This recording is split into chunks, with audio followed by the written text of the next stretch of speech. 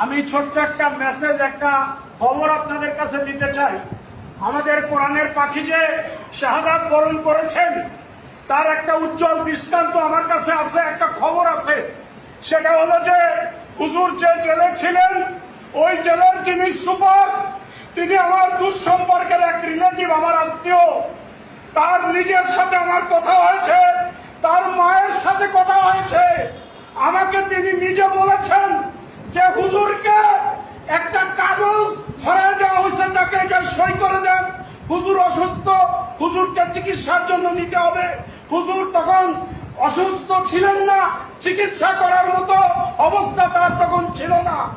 তাকে এই কাগজ তৈরি করে ওখান থেকে বের করে নিয়ে, এরপরে ওই সাথে সাথে তাকে যখন বের করে নেওয়া হয়েছে, তার বিছানা পেটটা গুছানো হয়ে গেছে। এইটা গুছাইছে, গুছানোর পরে